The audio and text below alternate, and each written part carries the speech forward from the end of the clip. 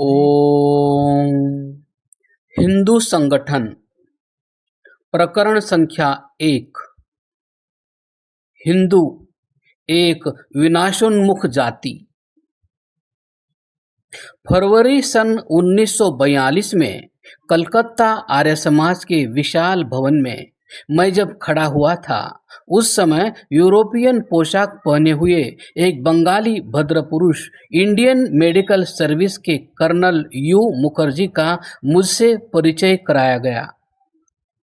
उनकी पोशाक पहले मेरी उनके विरुद्ध धारणा बन गई थी, परंतु जब उन्होंने अपनी उस पुस्तिका का उल्लेख किया जिसमें वह हिसाब से यह दिखाने जा रहे थे कि यदि कोई कारगर कदम न उठाया गया तो अगले 420 सालों में भारतीय आर्य जाति संसार से मिट जाएगी, तो मैंने उनकी देशभक्ति को सराहने का ख्याल किया और मन में निश्चय किया, भविष्य में मैं कभी बाहरी भेष से ही किसी आदमी को न जांचूंगा। कर्नल मुखर्जी ने सन 1911 ईस्वी भारत की जनगणना संबंधी अंग्रेजी पुस्तक की पहली जिल्द के पृष्ठ 122 को मुझे पढ़कर सुनाया। पिछले 30 सालों में संपूर्ण भारत में कुल आबादी की दृष्टि से हिंदुओं का अनुपात 74 से 69% तक गिर गया है, परंतु यह कुछ हद तक प्रत्येक नई आने वाली जनगणना में अल्पसंख्यक हिंदुओं वाले इलाके शामिल करने से हुआ है।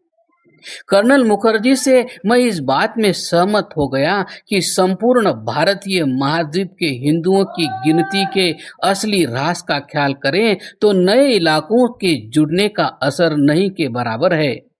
इस समस्या को कर्नल मुखर्जी ने इस ढंग से सुलझाया।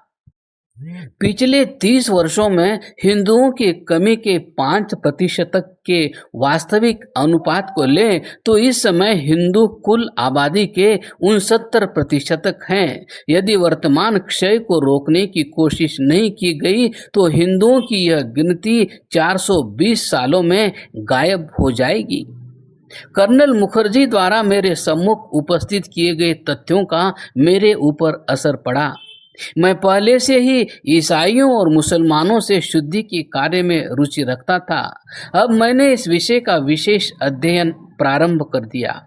इसके बाद 13 साल तक मैं संख्या शास्त्र का विद्यार्थी रहा, परंतु सन 1923 ईस्वी के प्रारंभ में मैंने अपना दिल और दिमाग जनता के बचाव तथा उन्नति की लड़ाई में लगा दिया और अब वह समय आ गया है जब मैं अपनी विचारणाओं और अनुभव को जनता के विचारशील हिस्से के सम्मुख उपस्थित करूं।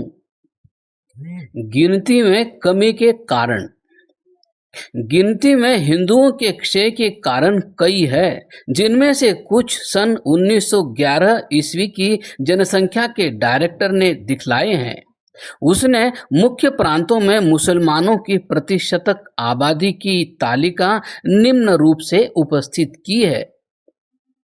सीमा प्रांत 93%, बलूचिस्तान 91%, पंजाब 55%, संयुक्त बंगाल 53%, आसाम 28%, बम्बई 20%, संयुक्त प्रांत 14%, बिहार उड़ीसा 10%, बरार मध्य प्रांत 0.4%, बर्मा 3.5%। इसके बाद आप लिखते हैं, भारत के कुल मुसलमानों का 36% अथवा 2,40,00,000 मुसलमान बंगाल में रहते हैं। वे अधिकतर पूर्वी और उत्तरी जिलों में पाए जाते हैं। बंगाल के पठान शासकों के समय में इस हिस्से में जबरदस्त तथा बहुत ही सफल प्रचार किया गया था। यहाँ के निवासी पूरी तरह से हिंदू कभी नहीं हुए थे। संभवतः उनमें से अधिकतर मुसलमानों के पहले हमले के समय बौद्ध धर्म के एक विकृत रूप को मानते थे। ऊंचे वर्ण वाले हिंदू उन्हें अपवित्र ख्याल करते थे, इसलिए वे आसानी से मुल्लाओं की इस शिक्षा को स्वीकार लेते थे कि अल्लाह की नज़र में सब आदमी समान है। कभी कभी इसके लिए जबरदस्ती भी हुई होगी। दूसरा कम ख्याल आने वाला अपवाद मलाबार है। यहाँ पर स्थानीय मुसलमान बनने वालों के वंशज मोपला कहलाते हैं। 8वीं शताब्दी में मलाबार के समुद्री किनारे पर चक्कर लगाने वाले अरबों ने इन्हें इस्लाम में दीक्षित किया था। कुछ नए मुसलमान अब भी बनाए जाते हैं। इसके सिवाय यह भी ख्याल करना चाहिए कि उत्तरी भारतवर्ष की मुसलमान आबादी भी पूरी तरह से विदेशी खून से नहीं पनपी। पंजाब के 1 करोड़ 20 लाख इस्लाम के अनुयायियों में से 1 करोड़ राजपूत, जाट, अरायन, गुजर, मोची, तुर्खन और तेली आदि जातियों में गिने गए थे। ये सब शुरू में हिंदू थे। विदेशी जातियों से संबंध रखने वाले पठान, बिलोच, शेख, सैयद और मुगलों की गिनती 20 लाख से भी कम थी। इनमें से भी बहुत सौ की नसों में बहुत ही कम विदेशी खून बहता है। सन 1901 से 1911 ईस्वी तक के आखिरी दशक में आबादी की बढ़ती के संबंध में जनसंख्या के डायरेक्टर 172वें पैरा में लिखते हैं, इस दशक में मुसलमानों की बढ़ती 67% तक हुई। वहां इनके मुकाबले में हिंदुओं की बढ़ती केवल 5% तक हुई। हिंदू तथा दूसरे धर्मों से मुसलमान बनने वाले लगातार पर कमी होते हैं बनिस्बत उनके जो पैगंबर के अनुयायियों के संतान के लिए अत्यंत उर्वरा भूमि होने से। संभवतः उनके भोजन के अधिक पौष्टिक होने का भी असर हो, परंतु सामाजिक रीति रिवाजों के कारण हिंदुओं की अपेक्षा उनके अधिक ज्यादा संतानें होती है। उनमें विवाह संबंधी रुकावटें कम है, बाल विवाह प्रचलित नहीं है और विधवाएं पुनर्विवाह आसानी से कर लेती है। 15 से 40 उम्र तक की स्त्रियों की कुल संख्या में विवाहित स्त्रियों में हिंदुओं की अपेक्षा मुसलमानों की संख्या की अधिकता से मालूम पड़ता है कि मुसलमानों की उत्पादक शक्ति अधिक है। इसका नतीजा हुआ कि मुसलमानों में 15 से 40 वर्ष तक के प्रत्येक आदमी के 5 साल की उम्र तक के 37 बच्चे हैं, जबकि हिंदुओं के केवल 33 ही होते हैं। सन 1881 से जनगणना वाले इलाकों में मुसलमानों की संख्या 26.4% तक बढ़ गई, वहाँ हिंदुओं की केवल 15.1% तक बढ़ गई।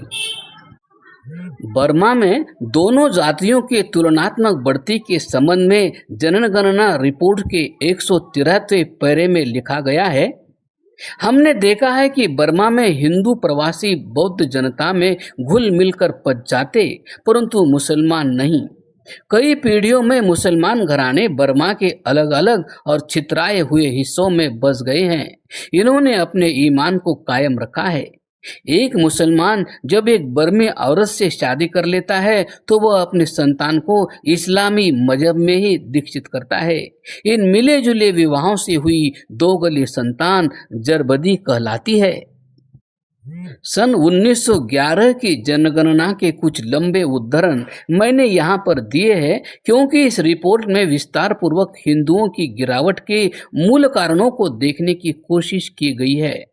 अब मैं हिंदुओं के पतन के कारणों को एक एक करके लेता जाऊंगा और देखूंगा कि हिंदू सुधारकों ने समय समय पर जाति के पुनरुद्धार और कायाकल्प के लिए क्या प्रयत्न किए हैं।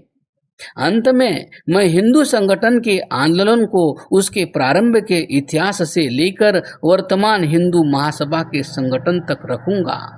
साथ ही यह जांचने की कोशिश करूंगा कि इस संस्था ने हिंदू जाति को संगठित एवं मजबूत करने में क्या उपाय सुझाए हैं।